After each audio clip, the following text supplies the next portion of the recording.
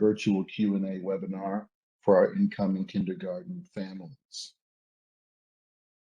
So we have a short purpose this evening.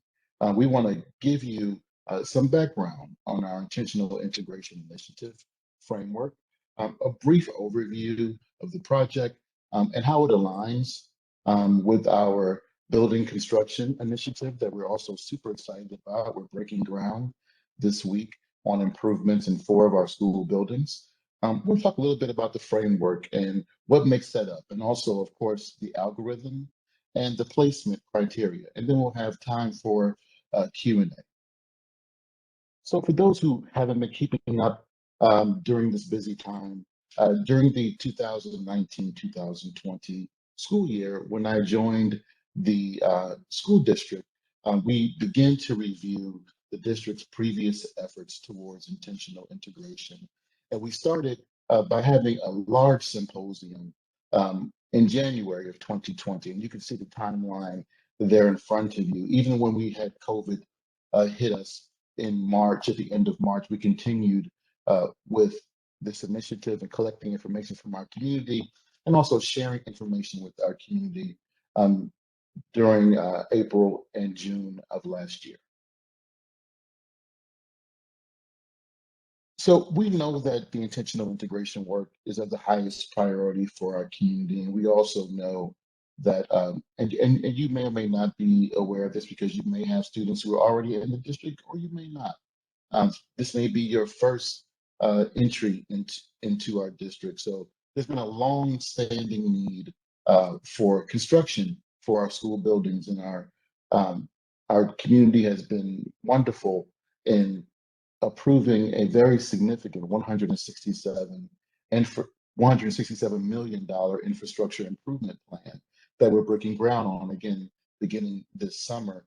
And this is needed for several reasons: health and safety, of course, and also because our buildings are bursting at the seams with so many families who are coming to our community and number of students in our schools. It's a great problem to have. But when I first arrived in district, there had been a lot of discussion around the expansion of our school buildings and its connection to intentional integration. And that really concerned me. I've done this work in other places. And so I know how, I'll use a nice word, it says spontaneous, right? I know how spontaneous construction can be. Just in trying to upgrade your home, you can see delays. You can see, you can open up a wall and find things that you didn't know were there. And so we did not want our intentional integration plans to be so tethered to our construction plans because of the spontaneity. And we made this decision prior to COVID impacting our construction approvals at the state level. And so we had already experienced some delays outside of our control in the spring of 2020, and that continued as COVID impacted the state level approval of plans. So it came to fruition. We saw some delays, and we were so happy that we didn't tether our integration work to our construction work. And so we shared this slide many times during the 1920 school year because it hadn't been shared widely in our community. There have been discussions around diversity in our community and the lack of consistent diversity, the lack of demographics in each school that mirrored the overall community's demographics. And so we use this slide to share with our community, just the raw data of the enrollment of our elementary schools. And for those who haven't seen this slide before, on the left-hand side of your slide here are the acronyms for each of our elementary schools: Clinton, Jefferson, Marshall, Seth Boyden, South Mountain, and Tuscan, of course. The bottom row is the representative percentages for district-wide in each of these categories of demographics. And so if you look at just looking at certain sections of this chart, you can see that some of our schools, and this is from the 2019 2020 school year have significant differences when comparing the demographics when looking at race, right? So you see, for example, when you're looking at Tuscan Elementary School at this time, 2019, 2020, it was about 70% white students made up their student body. And looking at Seth Boyden, it was about 55%.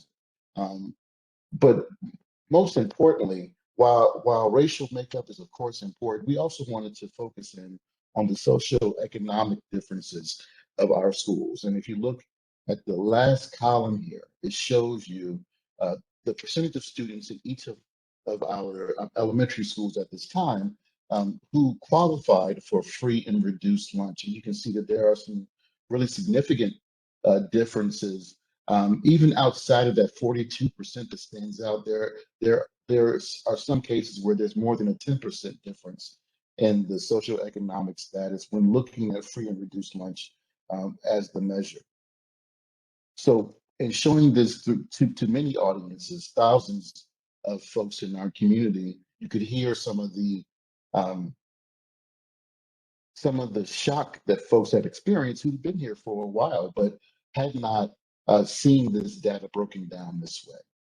And so one thing that we wanted to make sure that we shared and that we researched, this is not an off-the-cuff plan for intentional integration, right? We did many deep dives into the latest research here. Hold on, something's going on here. Many deep dives into how this has been done successfully in other places that are similar to us. We've also looked at how it did not work and some of the challenges that happen in other places. We've visited other school districts across the country. We've spoken to people in those other districts. We've learned from those challenges. And one thing that I wanted to make sure that we emphasize in this planning and in our communications is that there are many benefits to all students who attend school in a diverse type of setting, right? And so this is right from the Century Foundation in 2019, right? That this is recently published scholarly work, and it shows that students who attend school in diverse and integrated environments, they have reduced anxiety. They are less likely to have racial biases as they go into adulthood.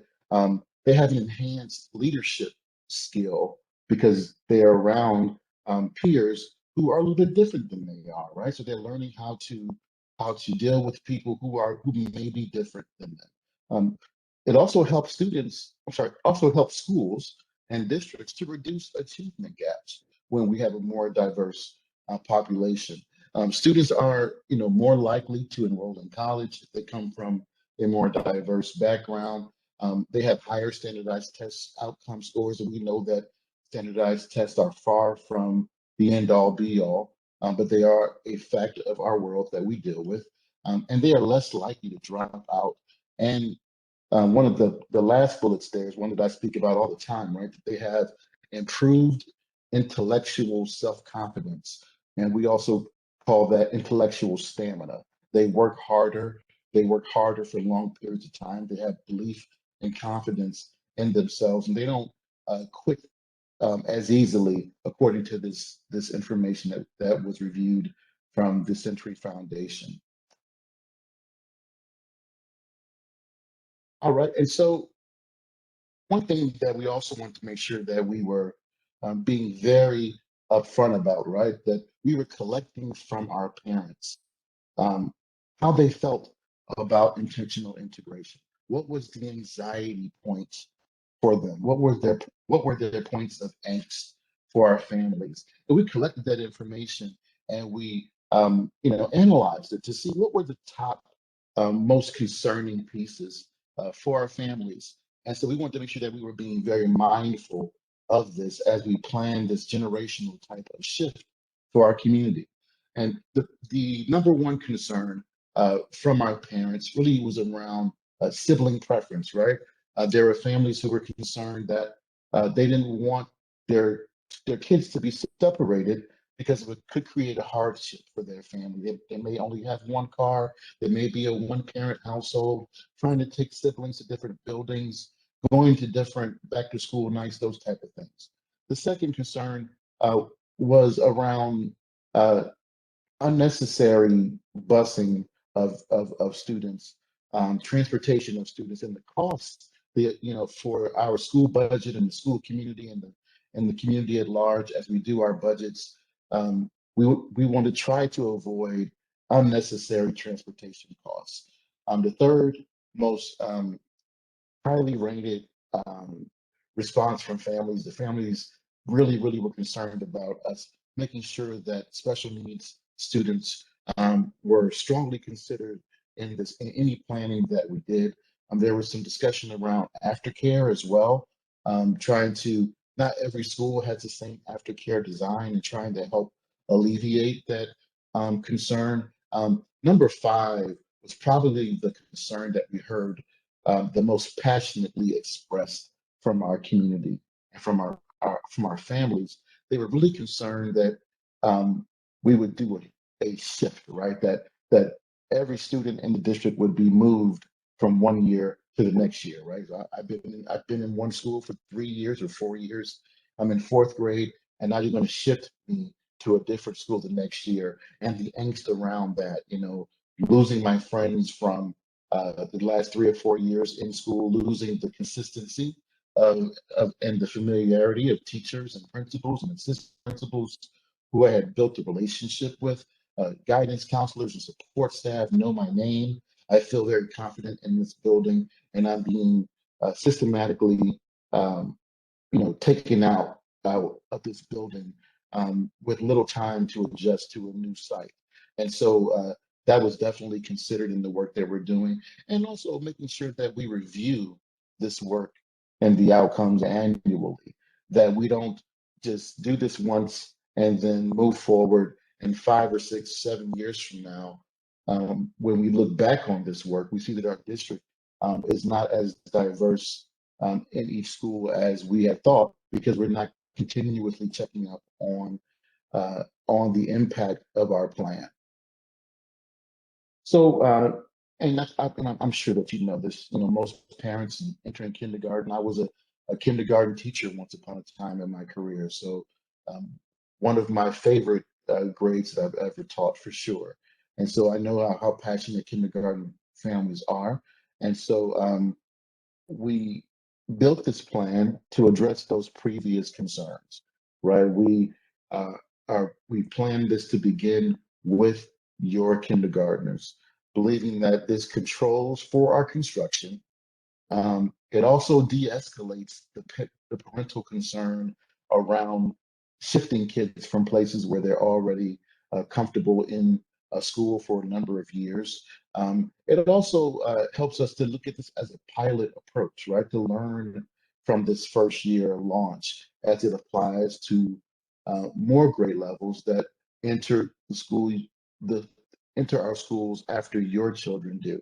And then we're now looking at our sixth graders for 2022 and how intentional integration best fits them, because our middle schools are way more similar in demographics than our elementary schools were, but there still are some significant differences that the Board of Education would like for us to look at.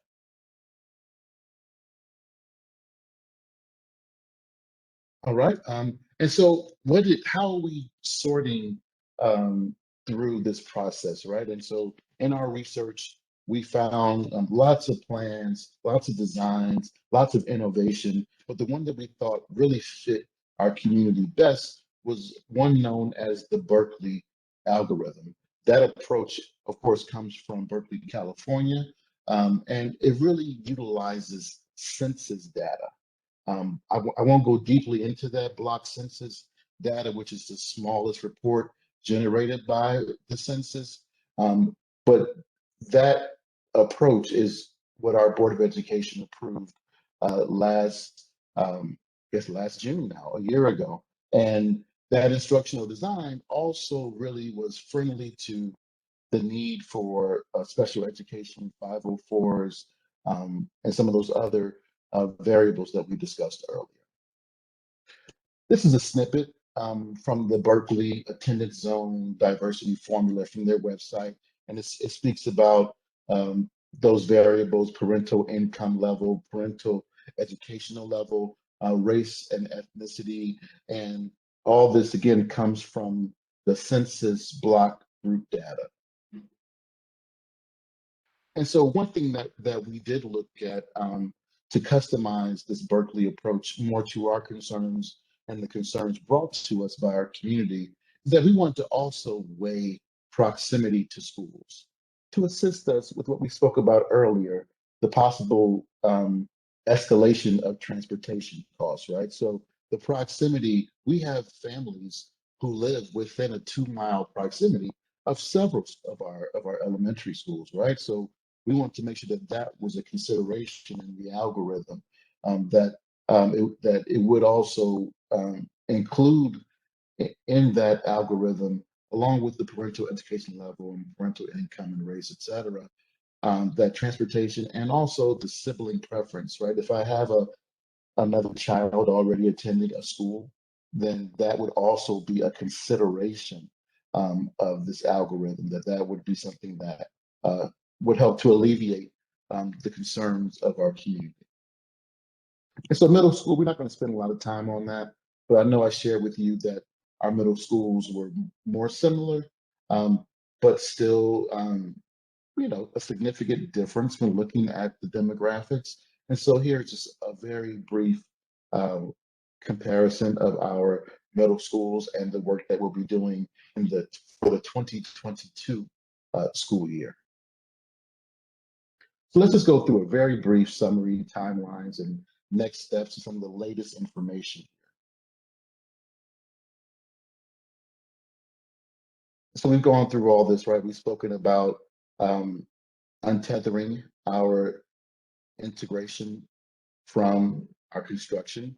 The Board of Education approved that. We talked about the modified Berkeley approach. The Board of Education approved that. We talked about what's a part of that algorithm, and we've spoken about the parental education level and all that block group piece from the census. And we also spoke about the important decision that our Board of Education approved last June of pacing our integration, starting with the pilot year for the kindergartners here in September. And then year 2, we will grow our intentional integration with the new group of kindergartners, as well as the 6th graders entering middle school in 2022. So I hope that you've seen this. We've had this within our intentional integration microsite, and it just shows some of the pacing we've been doing over the last 2 years regarding all of these steps, right? We needed to have our community outreach. We needed to strategically plan this work. We needed to present the outcomes of that to our board for a vote here in June. We've been doing staff development on restorative practices and cultural competency for years in our district. This year, we focused a lot more on virtual learning for obvious reasons. We've been working on the operational rollout all year long, beginning from August and September. And we've been, of course, breaking ground, as we just spoke about, for our facilities, but that was delayed until this month, based on some of the COVID pieces that happened at the state level. We have been moving forward with all of these different levels of management, where we are now approaching September, which will be the first day of school for our kindergartners. And we have some more information for you. So for those who may not have been watching some of our board meetings or haven't had a chance in your real life, right, to look at some of this information, here's a really brief update. The board and the community received an update from our consultant regarding our algorithm. We really took our time in finalizing the consultant that we went with to assist us with building our algorithm. The ALVES group, ALVES, they've done work in this realm for probably more than 30 years, beginning with the integration initiatives in Boston and Cambridge, also in Seattle. They've been all over the country doing this work. And a lot of the work that has followed them has been based on their work. So we're very fortunate to have the ALBS group working with us. And so the Board of Education revised policies that impacted this work, whether there be transportation policies and transfer policies. And we've shared that pretty widely in our Board of Education newsletters that follow after the board's meetings, the board's regular meetings.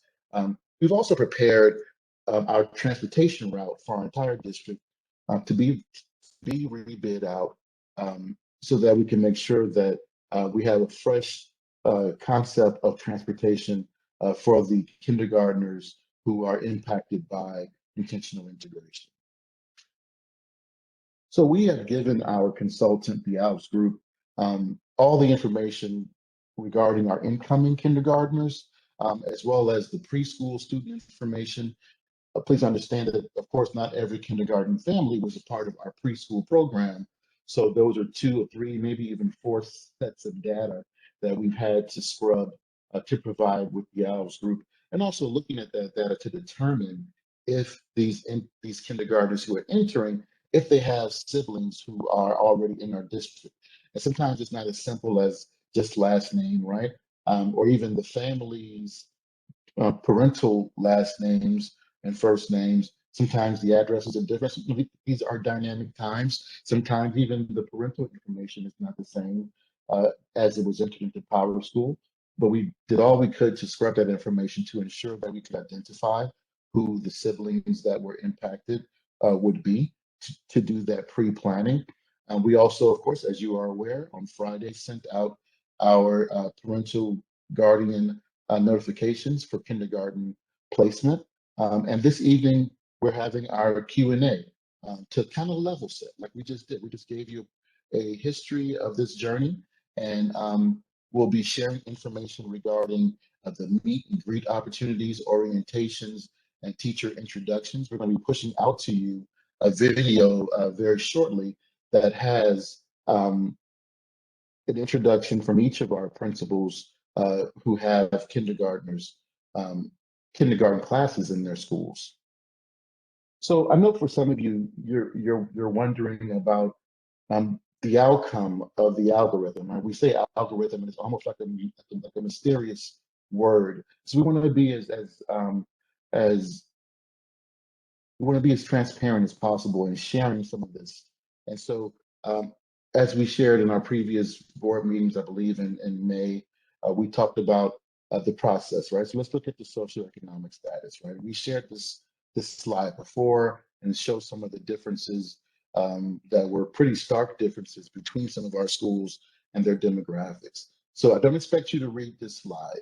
We're going to break this slide down over the next couple of slides. This is just a slide that shows the algorithm's output when we gave our consultants all of our information. And so what's on this slide? So this slide, this is a really important piece here. Part of our Board of Education's approval spoke to the variance that was allowed, right? And so in looking at our school district, variances, this SES, of course, stands for excuse me, I have a little quick sneeze here.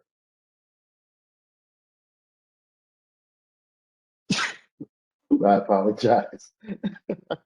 So socioeconomic status here, and each of these percentages is the variance. A 5% below, a 0 variance, and a 5% variance.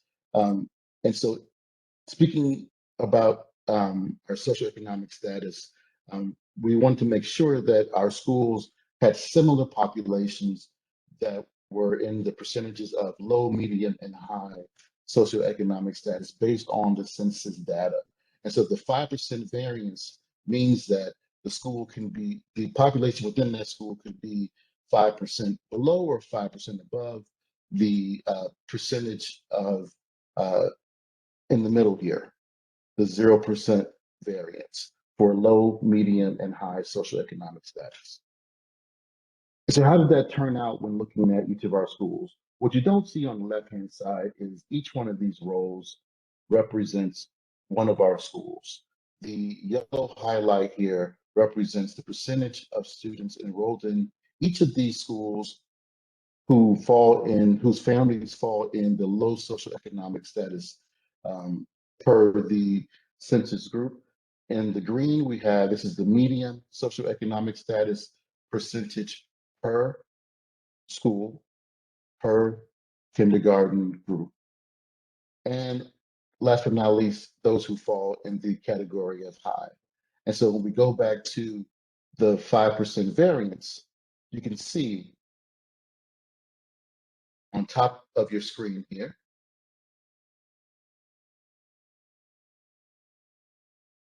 where we want to be per our algorithm. I'm kind of a statistics geek, so forgive me for spending too much time on this, but I think it's important for folks to know that, again, the range should be from 25% to 35% for the population demographics that fall in the low socioeconomic status, between 28 and 38% for medium, and from 32% to 42% for high. And this is another example of kind of the outcome, right? This is a map that we use to monitor the proximity, right, of families to the schools that they were assigned. And again, I won't go through all of these maps. You can see from our community's map here that you can see the schools in red here, and you can see the families, and you can see here from the legend how the students ended up being assigned to Tuscan based on the categories of ELL or sibling priority or special education, or the diversity assignment based on the algorithm.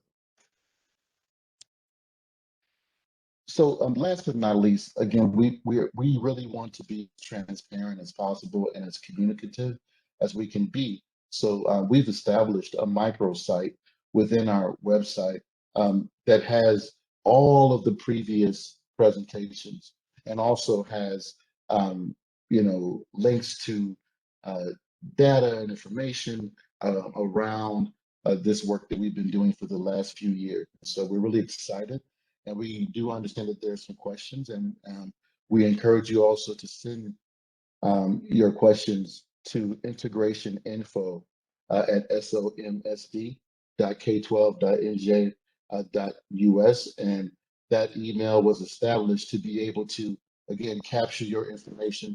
And looking at our questions here, it looks like we have about 16 questions. So I'm going to stop sharing and go to our question area here. Dr. Keller, do you want me to read out the questions to you in the order they were received, or do you want to go through the chat? Let's see how, because I think that we see how easy it is for me to see within the chat here. Yeah, I can't see all the chat with the way my screen is, so please feel free to Okay. let's have some time. Yeah, please. All right, I aggregated them all. The first question is, hello, thank you for this opportunity. When the time is right, can you please clarify Resolution 4134 regarding school bus? The distance between Jefferson and Tuscan is 1.5 miles. Does this mean that if I live in between, my kids can have bus service? Okay, so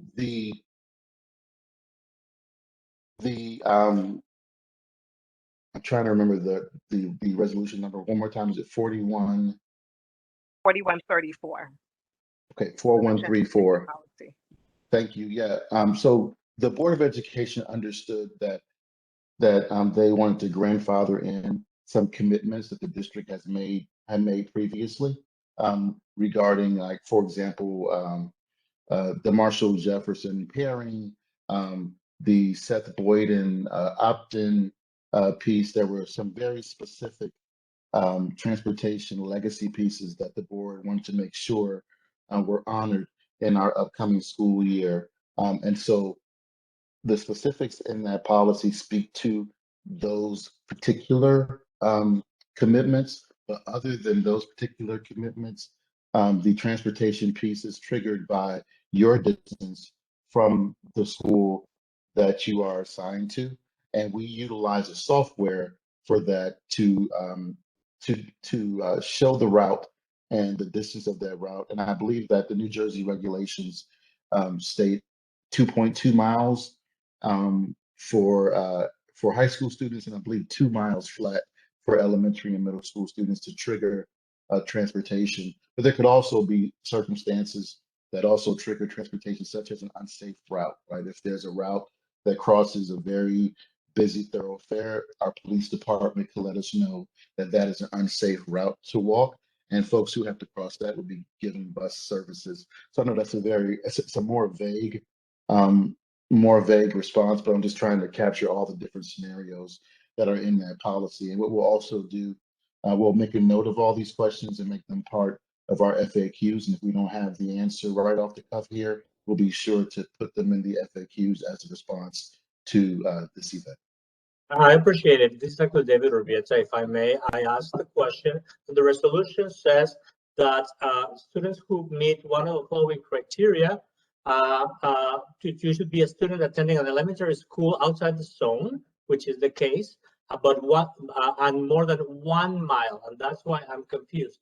1 mile from my zone school, which would have been Jefferson and Marshall, now that my kids are going to Tosca. So it's a little blurry to me if it's 1 mile from the school to school or 1 mile from home to school. Thank you for clarifying that. And it is 1 mile from home to school, almost certain of that, because for those parents who are new to our community, even prior to this initiative, almost 25% of our students did not attend school in their previously determined zone school. So I'm most certain that that is from home to the school building. But again, we'll clarify that and make that part of our FAQs in response to this opportunity. We have a supervisor of transportation and also our school business administrator who could probably add more detail to that than I could right here. But thank you for that. I appreciate it. We were counting on school going to Marshall, and now we potentially won't have them. Right. Thank you. Hello, everyone. I apologize. We have about 20 questions to go through. So what I'm going to do is read the questions off to Dr. Taylor, but we can't have follow-up or we won't be able to just answer all the questions. So if you do have additional questions, we will share the email again. You can, we're capturing all the questions. You can feel free to, if you need more clarity, send any additional questions to the integration email, and we'll follow up that way, just because we really do want to try to have Dr. Taylor answer as many questions as possible. The next question is, if a prospective student who has already received placement in a particular school chooses to forego kindergarten this year, will they retain their seat at their appointed SOMSD school for the first grade? So we wouldn't be able to guarantee that. One thing that we want to make sure that we emphasize is that we want this to be a parent-friendly plan. That's why we've taken so much consideration, taking so many considerations from the community feedback. However, year to year, we can see class sizes balloon, and sometimes here in our district, unfortunately, for those who've had kids here for a while, classes do close out, and classes within schools do close out. So if a student does not take the appointment that they're given and registers the following year, we cannot guarantee where your appointment will be, unfortunately. The next question is, will the school district prioritize keeping siblings together, or will they prioritize the algorithm? We are prioritizing both. There were pre-assignments that were set based on the considerations that were given. We spoke about special education, we spoke about English language learners, and also those who have siblings in the same school building. And I think I tried to express to you that though we scrubbed that data as well as we could, we have found that 1 or 2 folks are saying that they have a sibling in a building and they had their child was assigned to a different one. And we need you to make us aware of that by sending us an email to that email site that we shared, integration info at SOMSD, and we can address that as we receive it. We're trying to turn this information around as soon as possible to again give everyone a very smooth, angst-free summer. The next question is, will this presentation and/or recording be made available to attendees who are unable to make the call? Yes, we are recording, and we will be placing this in our microsite. The next question is, how do you define transportation cost? Is it only cost to the district, or are you also considering cost to families? Transportation costs for purposes of this presentation is the budget line that we create within our annual budget to pay for the buses that we utilize for our families. Many times in a district, it has to be very closely managed because small decisions can make a transportation budget explode, right? So we're very keenly aware of that, but also aware of the impact on our families. As I said, many times, we've worked to make this as family friendly as possible while still working towards the ultimate goal of having schools that are diverse and that match closely the demographics of our community. The next question is, just curious, how are multiracial students calculated?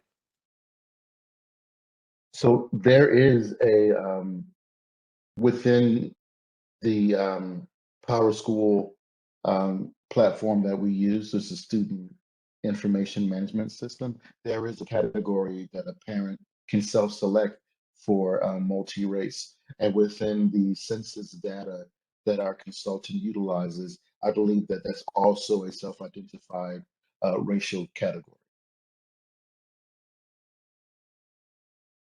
The next question is, will we see the results of the algorithm and how it performed in the district?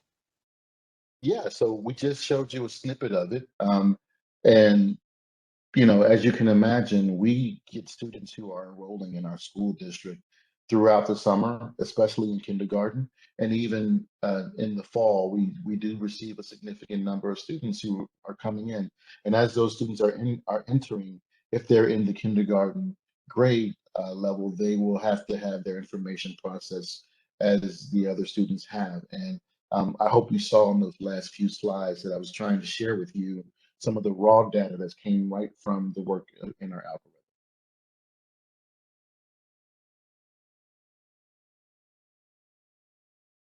The next question, I'm sorry, I'm toggling between screens.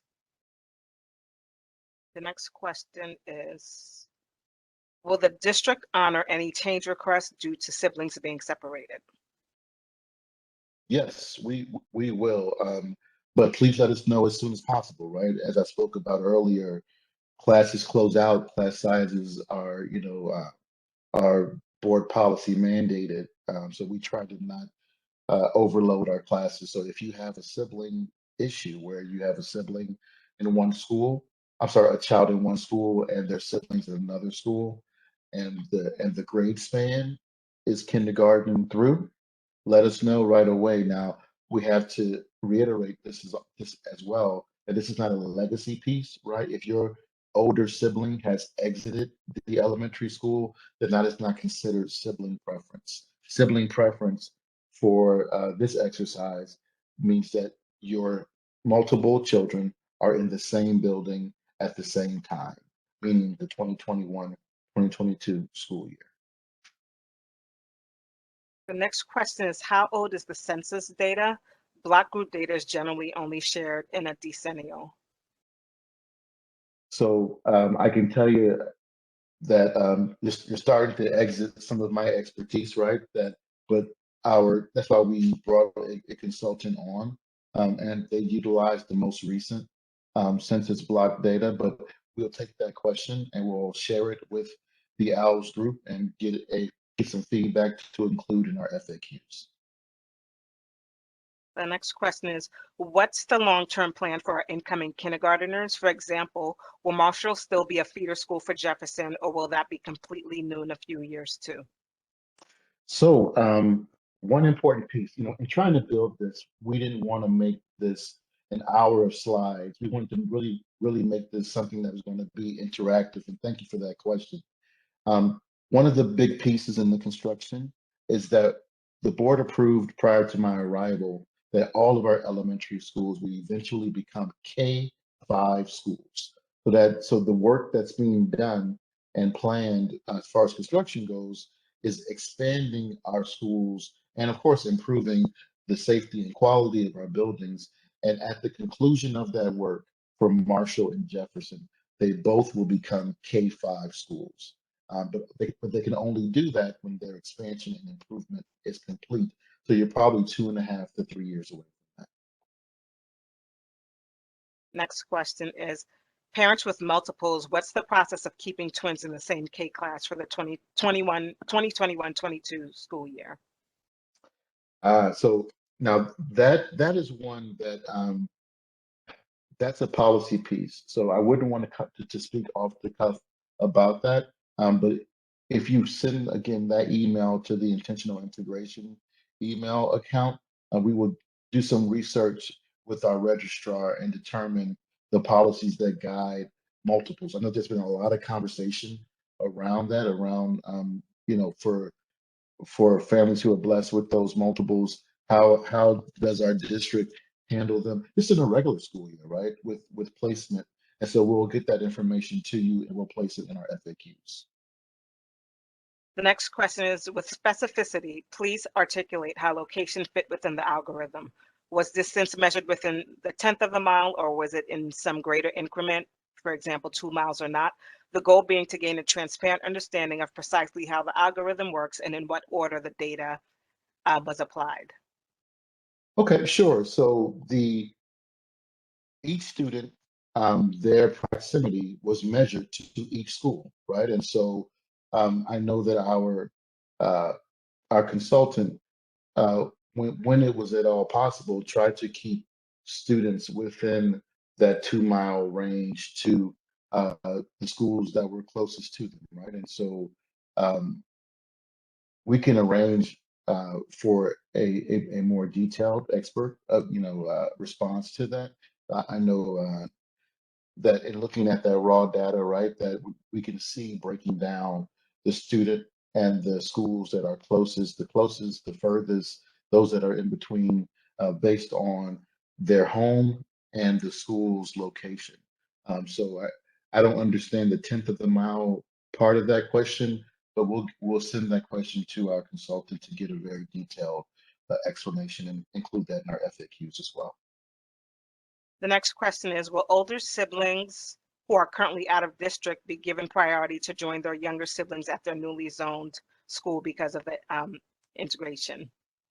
If there's room, right? So we understand if you have an older child, right, who you want to bring to our district, we're excited. We want you to bring your older child to us. However, depending on the timing of that decision, there may not be space in that grade level in that school. If there is space in that grade level, we'll be more than happy to make that placement. But many times we do have wait lists for some of our grade levels because they closed down and they've met the capacity in those buildings. But if it's doable, if it's possible, if there's not a wait list already there, we'll definitely make that happen for you. Next question is something I think you addressed already, is my 2 elementary age school children have been placed at different schools.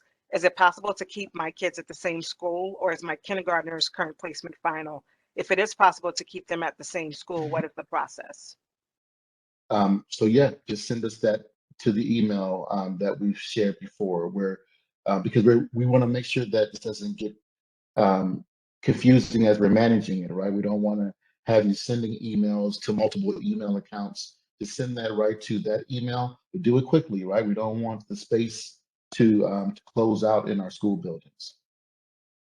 The next question is, what happens to children, and again, this is something you responded to regarding the Jefferson Marshall pairing.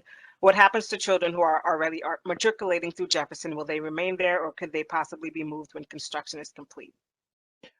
We'll have more updates on that as the next year goes, because we'll have more of a firm timeline on that work. And we understand that when that time comes, we'll need to have some really, you know, clear conversations with that community, that school community, so that you know what to expect and prepare your children for. Um, Expanding both schools to K-5, you could do it a number of ways. You could do a lottery between the K-5 community. You could do it based on many different factors. And so when we get closer to that, bringing that to fruition, we'll have lots of conversations about it. Next question is, why is the annex school broken out on this data when assignments apparently were not made to that school? How will the annex school assignments be made when and whether the assignments to that school made within the algorithm and simply not yet disclosed? So in looking at the different ways that the annex and the big schools data could be dealt with, we looked at both, right? What happens when you look at the annex? What happens when you look at the big school? What happens when you look at them together? And how was this work done previously?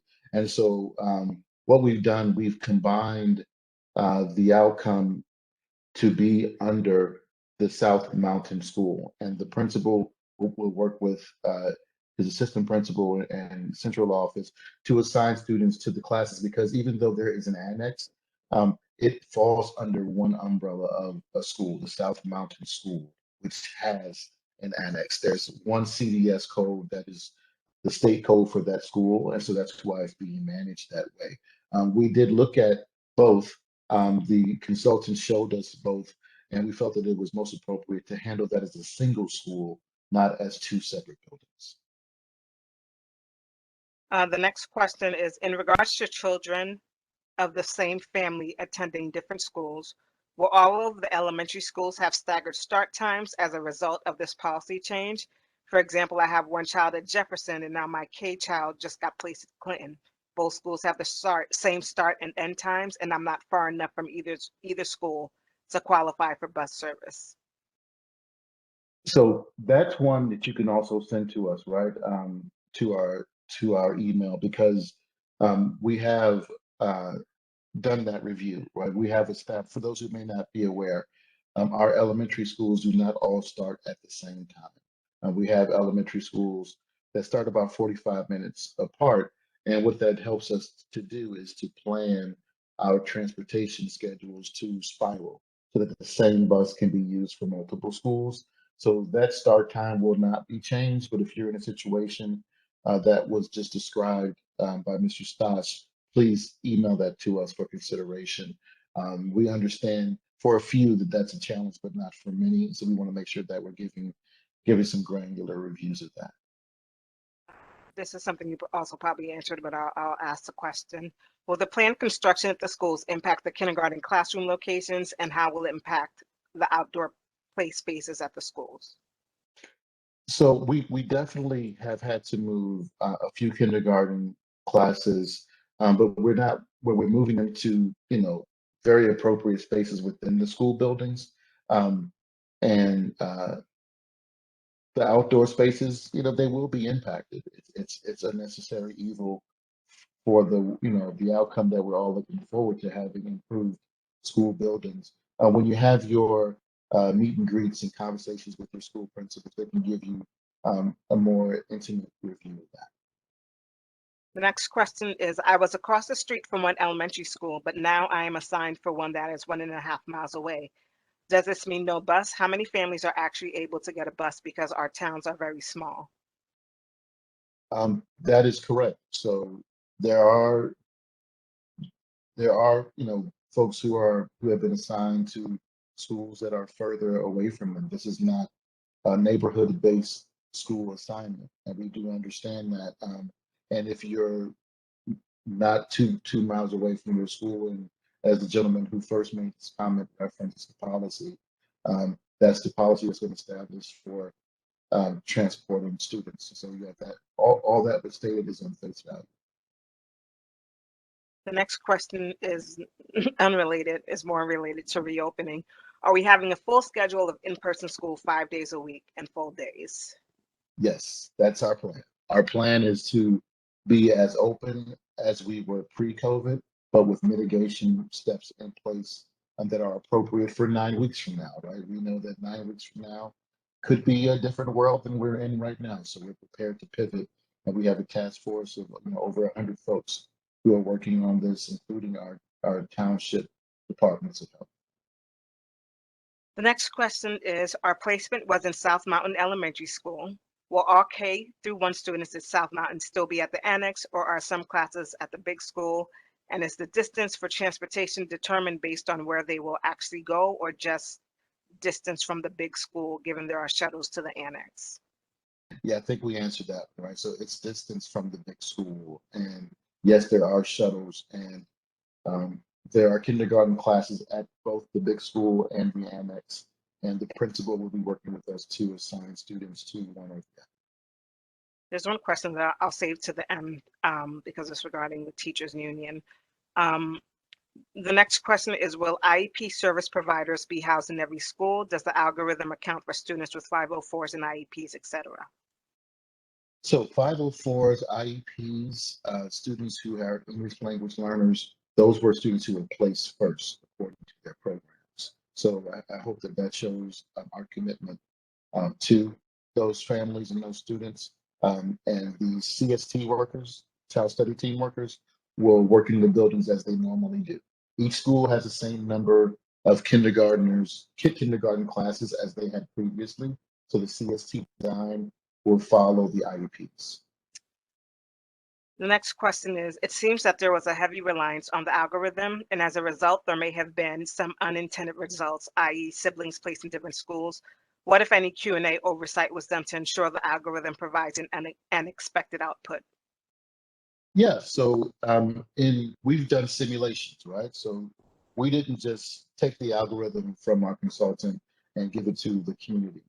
There were many, many conversations and involved conversations with our school leadership team, the Board of Education, the Board of Education's committees, their policy committee. There was also Board of Education input from the full board meeting. And even when going back and forth with our consultant, we did quality control based on the output that was given to us. So there were many, many steps of quality control. But one thing that was the biggest challenge is that for some of our families who had sibling concerns, the Power School information for the previous and the previously enrolled younger student may have had different address, right? Or may have had different parenting information or guardian information. So that made when you're looking at more than looking at our elementary schools, thousands of kids, and comparing those thousands of points of data to the almost 500 kindergartners, and cross-referencing that data to try to figure out and determine who siblings are. If the addresses haven't been updated, if the rental information is different, that could cause for us to miss some of those siblings. But we're committed to making those considerations. But please be very timely in letting us know about that. The next question is, some parents have not received their child's assignments. Is there a rollout schedule? I personally have not received a response from the integration info email sent on Friday. What is the expected turnaround for responses? Yeah, so if you haven't received an assignment, well, first of all, there is no rollout beyond what was sent on Friday. Every email that was attached to a student received an assignment notice. If you did not receive an assignment notice based, and you've let us know that, we are reviewing those emails that have been received, and we'll be looking to turn around that information as soon as possible. Hopefully by this time next week. We're just taking a detailed look at each of those emails that it is received. But again, all those notices went out on Friday. And just to piggyback on what Dr. Taylor shared, we're able to see who opened emails and which emails bounced. So some emails did receive a bounce from our system. And if you registered late, I know that I happened to run into a parent that I know that didn't receive a placement. She registered in early June and she was approved on June 18th. So only parents who were in our system up until early June would have received the notice. If you did not register until after the cutoff when the algorithm was run, we're working with our registration department to begin to do weekly data dumps so that those parents will be receive their placement assignments within 1 week of their approval to one of the district kindergarten program. The next question is, Dr. Taylor, it's 7:01 now. It's up to you if you have, the time. There's probably about 10 more questions. Yeah, so why don't we keep on going? I am speaking at another engagement. The realtors are having another engagement. So why don't we take these final 10, make sure that we can answer all these questions, please. Okay. It seems that there was no consideration of the or Marshall priority given to siblings at Jefferson. Is that correct? So Marshall and Jefferson are not in the same school building. They're not the same schools. There has been a relationship of a feeder pattern, but they are not considered the same school. So sibling preference is not applied to Marshall Jefferson, but because of the placement algorithm and because of other, um, outputs, I think many families who do have Jefferson students with Marshall kindergartners, there was a matchup, but that is not a sibling preference example because they are not housed in the same building. The next question is, thank you for your presentation. What are the school zones exactly? Why would a child starting kindergarten this year living between Seth Boyden and Tuscan be chosen to begin at the furthest elementary schools such as South Mountain? So the school zones, I'm trying to think of the best way to explain this.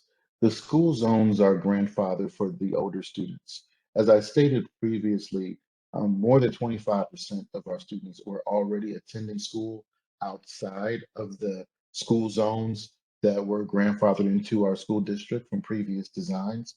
Um, so the zones that we're utilizing now are based on socioeconomic status and all the other variables that we've talked about in our algorithm, including distance and proximity, et cetera. So those zones, they are still available if you're looking at the assignment patterns for students who are not a part of the intentional integration algorithm.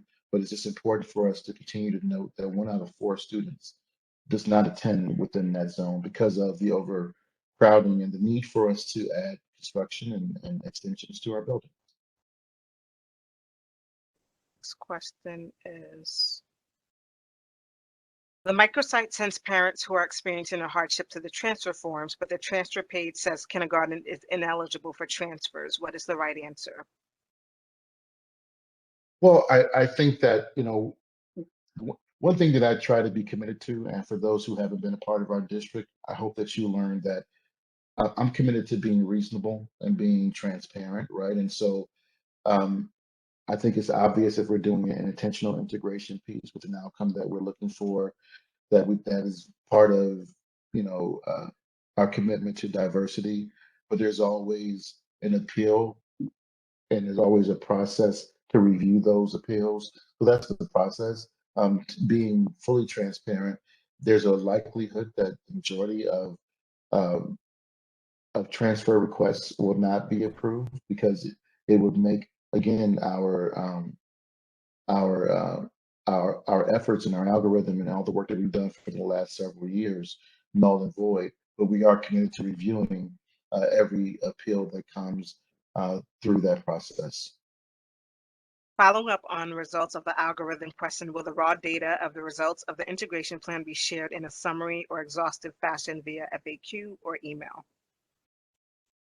Yeah, so what you just saw on those in that presentation, that is the raw data and it is part of this presentation. So it will be shared within our microsite. Next question is, what is the anticipated response time for the integration email address? I think we answered that when we're trying to get that turned around to you within the week. Next question is there a possibility that we could be reassigned to a different school before the start of the school year? For example, as the district works to address issues with siblings being placed at different schools, is it possible that a student with no siblings could be moved out of a school to make room for a sibling to join another suddenly assigned to that school? No. So that's why it's important that we find out immediately if you think that you have a sibling issue that has not been addressed. But as I said, please be very timely in your submissions so we can ensure that there is room. Next question. Will the elementary schools still feed into the middle schools as usual? For example, if my child is going to Marshall, will he be going to MMS, or will there be another round of allocations to decide his middle school? So the 2022 year, as we had in our presentation, we'll be reviewing and addressing sixth graders who are rising to middle school in 2022. There's a concern that the middle schools are not as consistently diverse across the board. And so we're going to be looking at that during the next school year. The next question.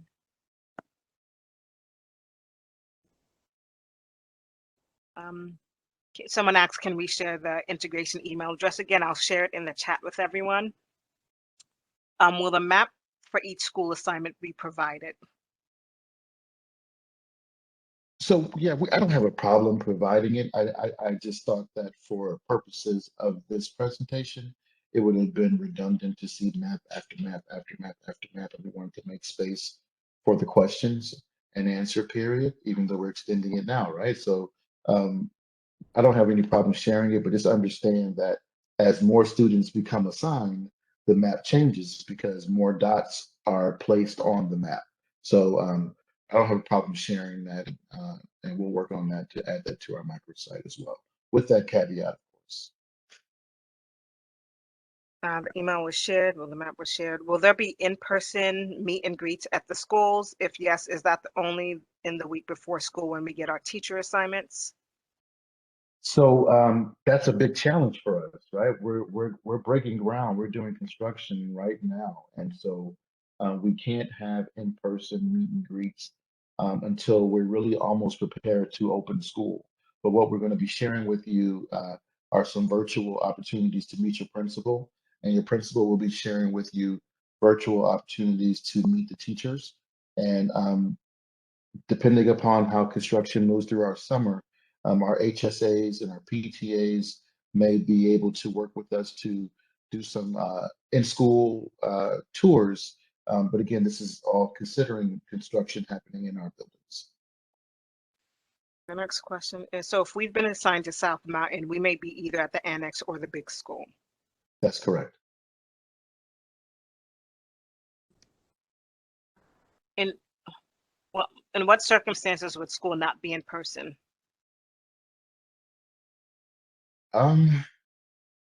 This year has taught us that, the unimaginable is possible, right? So if there's a variant that breaks through the vaccinations, right? Or if the governor does an emergency shutdown, if our departments of health shut us down, I mean, it would have to be an extraordinary circumstance. Will there be a system in place to accommodate more drivers at arrival and dismissal, or has the algorithm accounted for how many people being bused versus dropped off? So we can never anticipate what parents will decide to do, right? You might have a family who has an older sibling and they live, close enough to drive or to walk, and they choose to walk, or you may have a family who's offered transportation, meaning school buses, and they decline that because they want their kids to walk with the group. It's hard to anticipate what the actual parental decisions will be, but the transportation applications that are returned will help us to begin to, kind of unwrap that question. And also the district sent an email and posted on the website and send emails and text. July 23rd or 24th, I believe, is the deadline for transportation applications. So just as a reminder to parents. We're at the final 3 questions, Dr. Taylor. Following up on the IEP question, my younger child is the one with the IEP entering kindergarten in 2023, while my older enters first in 2022. Would I be able to advocate in the best interest of my child with the IEP? I don't quite understand that question, but what I can tell you is that our special services department is super responsive. And so you can always advocate. So the answer to your question is yes, you could advocate for what you feel is best for your students.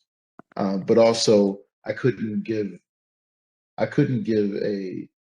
definite answer that what would trigger that, because that's a number of years from now.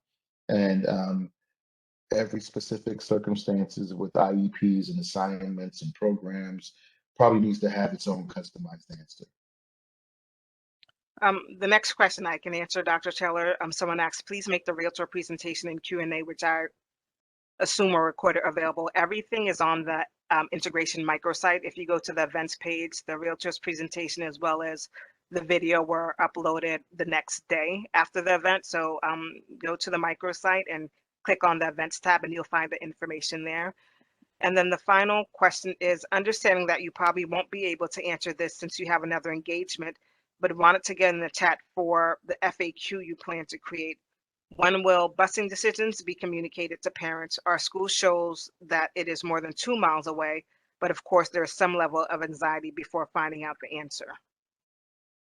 So, Anita, as you said, Mr. Stas, be sure to fill out that transportation application. Even though you see on the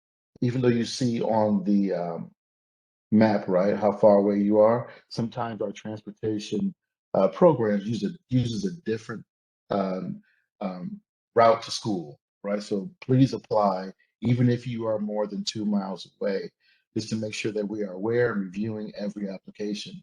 July 23rd is a deadline, but as long as there's room on buses and you meet the criteria, you can apply throughout the rest of our summer as well. We're just trying to make sure that, as you said, we're able to lower everyone's anxiety. So we want to try and get decisions made as soon as possible. Just two more questions were added in there quick. Were the later added pre-K programs such as kindergarten included in the distance calculations? One more time. Were the later added pre-K programs such as kindergarten included in the distance calculations? No, pre-K distance was not included in this algorithm. And then the question about feeder schools has not been answered. In theory, this K class is now fully integrated as prescribed by the model, and any new entrants go into the algorithm, so it will remain that way. So why would the algorithm have to be run again? I understand for 2022 rising kindergarten 6th graders, it may need to be done as with future classes, but if it needs to be rerun for this group, isn't that evidence that the algorithm isn't working? So I love the question around. I thought that this question previously was about someone who's in 5th grade now and concerned about being in 6th grade in 2022. I didn't know it was about a rising kindergartner and what middle school they're going to be going to. I love the ambition and I love the planning. What you're saying conceptually is 100% on point. If with this class moving forward over the next 12 years are in good shape, and it should be diverse and it should be integrated and all that good stuff, similar to like Cambridge in Massachusetts. They've been doing this for 30 years, right? And every year they're addressing same thing in White Plains, New York, same thing in Seattle and in Berkeley. We don't stop doing this. So you're correct.